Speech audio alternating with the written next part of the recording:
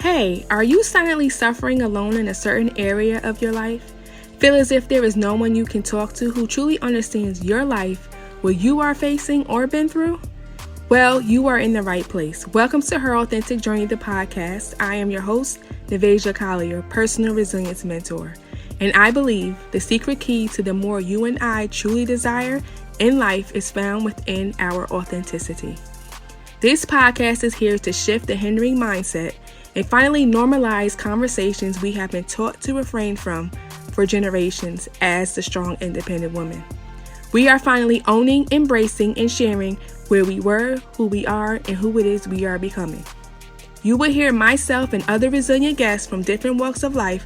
However, you will be surprised in learning as women, we may have shared the same story, faced similar feelings, situations, and questions in life. So listen in to another woman who sees the importance and power of sharing her authentic journey. Welcome back to another episode of Her Authentic Journey, the podcast. Today we have another special resilient woman. Her name is Mrs. Whitney White. Hi, Whitney. How are you doing? Hi, how are you? I really appreciate you having me. So thank you so much for the invite. And I definitely want to say congratulations on all your success. Oh, thank you. Thank you. Now, I know you're a busy woman, so, we definitely appreciate you gracing us with your presence today. So let the audience know who Whitney White is, where you're from, and who you are.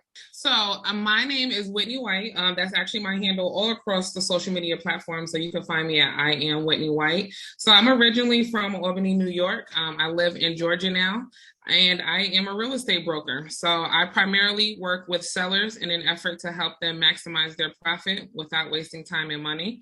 And I've been in real estate since 2017 and been a licensed broker since October of last year, 2021.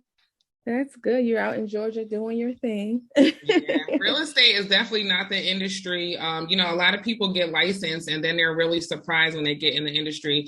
It's not, I'm not going to say it's hard work, but it's definitely work that takes a lot of consistent and intentional effort.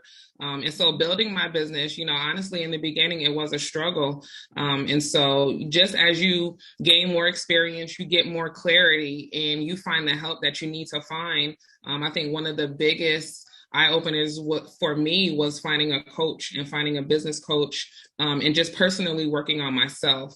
That's a lot of I'm not even going to call it a secret, but it's a lot of what people don't know about building a business is it takes just as much of you building yourself as it is you building strategies and marketing tactics to build your business. It's a lot of personal work. Yes, it is. I agree with you. I'm glad you said that. It definitely is. I know, in the social media world and online world and all the things, they usually sell the things that make you successful and not necessarily, they leave out the part that it's a lot of personal development, a lot of self-reflection, a lot of things, because what I find is that those things can be the barriers in between the success, your internal success. So I'm glad you said that. So as you know, this podcast is about, a woman sharing her journey, not just the highs and just in the extreme lows, but some of the in between and some of the learning and unlearning that may have been involved in some of your success, your goals, and, your journey. So if you could let us know how your journey has began. Absolutely. It actually was years ago, and I'm going to pin it back to, I would say probably right around the middle of 2014, the beginning of 2015. So I always joke and say, my overnight success took almost 8 years because it's really undoing a lot of what you've learned, a lot of what you've been conditioned into. And what really changed for me, I always joke, a part of my personal story is that I'm the queen of getting fired. I cannot hold on to a job to save my life. And it was 2015, and I literally have been fired from every job that I've ever had, except for one. I quit because I knew they was going to fire me. But so it was right after a termination meeting, and I'm sitting there like, all right, damn it, like this, after all these jobs and all these meetings and everything that you don't like about these people, you have to do some kind of self-reflection. It can't be everybody else. Why do you have this record of going down the same path, and we always go through the same pattern, and you lose a job, you got to find a job, then you get backed up on your bills, and it's just a constant headache. And that was something that I was familiar with. I was used to doing it because, again, I could never hold on to a job. And so I'll never forget, like, I had a little nervous breakdown at the red light. And I'm like, what's really going on with me? Why do I keep going through these cycles? Like, what do I need to change about myself? And that was probably the best question that I could have ever asked myself, because I finally took the responsibility off of other people and I put it on myself. Like, what can I do differently, or what do I need to improve about me so that I can finally break this cycle? So to make a long story short, of course, I did find another job, because, that's what we do. We got to pick up the pieces and keep it moving. But simultaneously, I brought myself on a journey of just learning. I literally, while I was looking for a job, I would go to the library like it was my job. From 8 a.m. to 5 p.m., I was in the library. I was reading, I was researching, I was meeting new people. And that's when I really started to get serious about my finances, because not only was I always losing jobs, but I could never keep no money. When you have such of a broken up pattern of, consistent income, inconsistent income, it gets to where, you don't have two pennies to rub together. So, and not only did I know I had to develop myself personally and wanting to do something different with my career, I wanted to get my finances in order. So I literally taught myself financial literacy, and I stayed in that library. I've read so many damn books, and I really started putting into action what I learned. And that was like my first, not even my first, because my first stab at entrepreneurship, I was selling jewelry in the strip clubs. But that was like my second stab at entrepreneurship. After I taught myself financial literacy, I said, I want to teach this to other people. And, trying to grow an online business, there's just so much to learn. And you see other people doing it, and then you try to replicate, and you try to imitate, and it doesn't feel authentic. And then you don't want to do it anymore. And it's just a vicious cycle of just trying to find your authentic self. So, I went through that for a couple years. The more I learned about credit, that's how I actually got interested in real estate. So I held on to my license for some years, and just through some ups and downs, learning, meeting different people, I finally started seeing success when I invested in a business coach, a personal development coach. And let me just say, for the record, that's not the first time I made an investment in personal coaching. There are a lot of predators online. There are a lot of programs that make a lot of promises online. And it's just, it's just about navigating. I think me wanting the success so bad, sometimes I didn't think things through. And I don't like to say that I wasted money, but I definitely learned some expensive lessons. But it's a journey, and that's the wonderful thing about life. We get to learn from our experiences, and here I am. Right. Right.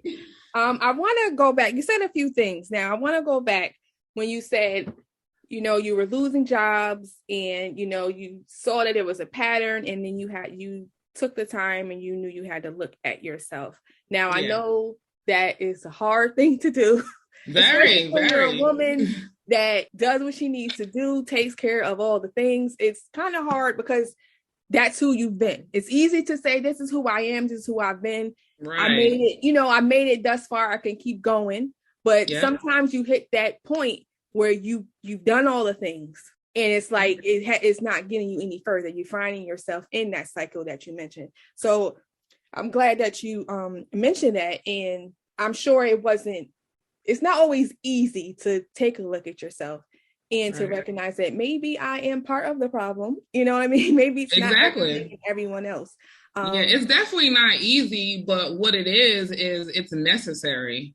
And I just think that us as individuals, we all experience life at different times in different ways in different places. And it's just when you get to that point of saying, okay, you know what? I'm responsible for me. I'm responsible for the results I see in my life. I'm going to take accountability. And, that accountability point for some people, it comes super early in life. They mature really fast. And then, sometimes it comes later in life. But I think I would hope it's everybody's hope to want to reach that level of maturity at some point in your life.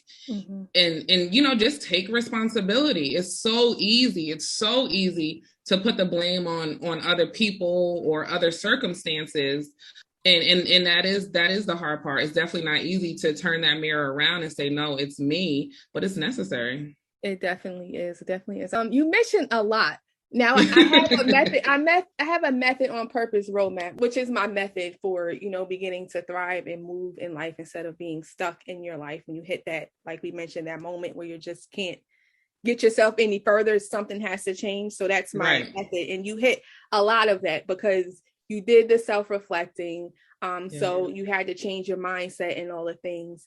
And you also did the work. Like you said, you spent time reading and educating yourself on the things that, you wanted. And also in that, as a woman, a Black woman and a mother, I know you're a mom as well. Investing in yourself, investing in coaching, investing in, your personal development or, business development, whatever it may have been. I'm not sure about you personally, but I know that identifying that we may need more support or that we may need help, and then asking and seeking the help is big. It can be a challenge because, we can think we need to figure it all out ourselves, right? So if you could speak a little bit about that. Let's start at the beginning. Asking for help, like you touched on, that's not the easiest thing, especially, coming from a background like I have, just from growing up and just being responsible from such a young age and thinking, this is normal, that, all kids deal with this. And not even knowing that I was growing up so fast. So asking for help, I'm like, nah, I got it. I can do it. But venturing into trying to start an online business, trying to start a business, period, entrepreneurship, period. I wasn't that naive and I wasn't that bullheaded to say, no, I can figure this out by myself. Now, I did try to do a lot. But it was necessary when it was necessary, or when I saw somebody that I thought would be a benefit. I definitely didn't have too much ego to even ask for it. And then I'd like to touch on even the investment part. So the more you grow in business, the more you realize, I am going to have to make some investments, if I'm serious about growing this business. And just before I was even married, just as a single parent, sometimes it wasn't, the easiest decisions, and it was very risky. But that's how much I believed, one, in myself, and two, in what I wanted to do. And as far as, being deterred by experiences that weren't not so great, that's just, that's a level of, or I guess you would say that's a layer of just I don't even know what I want to call it, just a layer of security, I guess, to say, you know what, not everybody is like that. That's what life is. I have a great understanding of life is just a series of experiences, and they're all not going to be good. I study universal law a lot, and there's a law of polarity. For every good, there's a bad. For every up, there's a down. And so I don't go through life expecting 100% ideal experiences. So, you take the good with the bad, and you take the bad experiences and you learn from them. You learn what to look for. You learn what questions to ask. You learn to, what evidence to look for. And it's a lot easier now for me to spot some bullshit, a lot easier. So, I'm grateful for those experiences, no matter how expensive they was. Right. Okay. That's good. I love that. Now, you've made a post recently that stood out to me. And I wanted to talk about that. You had said, when you see me, I am increase, love, and abundance. I really love that. What does that mean? Because we talked about, who Whitney White is. Yes. We talked a little bit about, who you were. And I believe that statement is definitely where you are and what you're becoming. So just talk a little bit about that statement, where that came from. Well, thank you for that. Where it came from, that's my intuition speaking. That's God speaking through me. I have a file in my phone, and it's literally titled Pick Captions. And so when I have a thought or I have an idea or something comes to me like that, I throw it in my Pick Captions and I keep it moving. And so that particular day, I was just looking for a caption. I'm like, oh, this is a good one, and it wasn't like, I made it up on the fly. I absolutely believe, I always lean into my intuition. And those specific words, I said increase, abundance, and love. I read The Science of Getting Rich almost every day. I study that book a lot. That's not just a book that I read for cover to cover. I study it. And there's a chapter in The Science of Getting Rich. It's called Being the Impression of Increase. And basically what that means is, whoever you come in contact with, verbally or physically, you give that impression of increase. You project that idea that, abundance is as great as mine as it is yours. And, I just try to do that with my words, with my hands, with my movements, with my actions, with whatever I do. I really try to project those qualities. And, like what they say, if it's not in you, it can't come out of you. And so, I really practice what I preach. And so to answer your question, those words came straight from God, and I appreciate being a vessel. I absolutely do. That was really authentic. Very, very. Sometimes you can hear something so simple and it just makes the world of a difference. And I don't even remember what the question was that he was asked, but the mentor in the specific group, he said the answer to everything is love. And when I just think about the most difficult situations, I always hear that's like the most simplest answer somebody can give you, just one sentence. And it's like, well, no, tell me more. And it's like, no, why are you trying to make it more complicated? The answer to everything is love. And so I stick with that. I hold on to that. And when I get frustrated or anxious, or, overwhelmed, I just sit in that and I embrace it and I just let it take over me, because that's truly what it is. Life is really that simple. It don't have to be complicated. Humans just make stuff complicated. Yes, we do. Yes, we do. Listen, I'm guilty. Yeah. So I want to talk to you about authenticity. Well, I want to ask you about authenticity. Excuse me. Okay. How have you defined authenticity in the past, and what does it mean for you today? Oh, I love this question. Actually, in the past, I don't think that I did define authenticity. I didn't think that it was okay to be authentic in the past. And I think that's where a lot of struggle comes in, not only for me as a business owner, but for other people, because what you end up doing is you try to fit into a box, you try to fit into a mold, and you try to act or do or say the things that you think you should be doing with, whatever role you're pursuing. So I didn't embrace authenticity in the beginning of my journey, because I didn't think that as a quote unquote businesswoman, I could be authentically Whitney. And so I lovingly refer to myself as a sophista ratchet. So I just, I got two sides. I know how to handle business, but, I like to turn up. And so, I didn't think that it was okay to show that side of me. And I just didn't feel comfortable, I guess, in the expected judgment. Not even, I can't even say judgment, because I don't think I was showing up enough to even be judged, but I was expecting the judgment, because how I felt me being authentic, I didn't felt like it fit into the box of, a financial educator or a realtor or a businesswoman. I didn't think I could be myself. And now I embrace authenticity wholeheartedly because I am building a business around people that want to do business with me and not people who are forced to do business with me. And so if you see anything you do not like, please be sure that, it's okay. There are a lot of realtors in Metro Atlanta area that will help you. But I'm 100%, comfortable in being, who I am and authentic because I know that me being who I am is going to attract the clients that I want to work with. And in turn, they want to work with me. And I can build a business like that instead of trying to be something for everyone, because I'm not for everybody. And it's okay. Nobody should try to build a business trying to please everybody. Everybody is not your customer. That's something that you learn, Business 101. Don't try to sell to everybody. Sell to your audience. Your audience will find you. Right. I'm glad you mentioned how authenticity has played a big part in your business. Definitely. I feel like I found more success when I, began to be authentic instead of trying to fit a mold and do what everybody else was doing.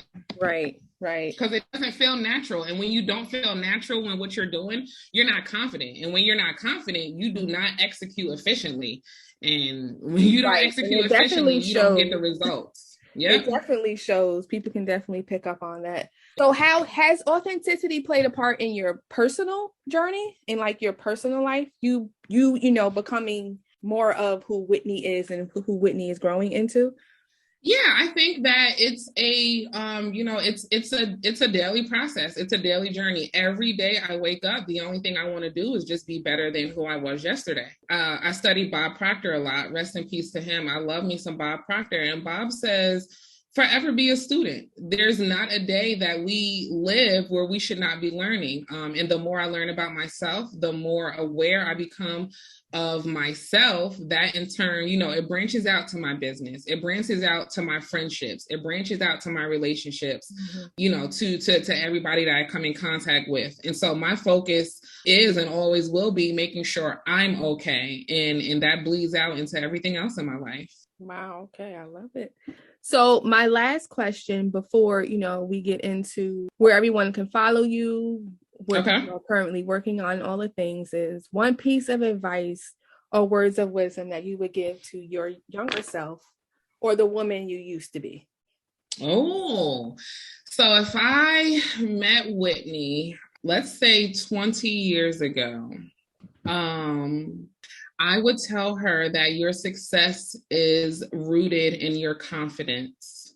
Don't let anyone break, shake, or belittle your confidence. Oh, that's so good. So before we go, I want you to, let everyone know where they can follow you, what you have coming up. I think you have some things you're working on that you might. I do. So Facebook and Instagram, I am more active on Facebook. You can find me at I am Whitney White or facebook.com/Whitney ATL. July 13th, I am actually launching a masterclass for other real estate agents. And so after struggling for some years in my real estate business, what I found is that the more authentic my sales approach became, the more success that I found. And so what I'm doing is helping other agents develop their signature sales approach. And we'll be doing that live on July 13th. So you can follow me at I am Whitney White for more details and how to sign up. Thank you again, Whitney, Thank you, Beige. I really appreciate it. Again, I am so happy for you and everything that you're doing. And thank you for giving me a spotlight on your platform. Of course. Thank you. Thank you for listening to Her Authentic Journey, the podcast. I hope you enjoyed and were able to grab something meaningful from this episode. If so, please support by sharing with a friend, rate and review. You can also refer to our show notes for more. Until next time, remember, be true to who you are, not who you've had to be.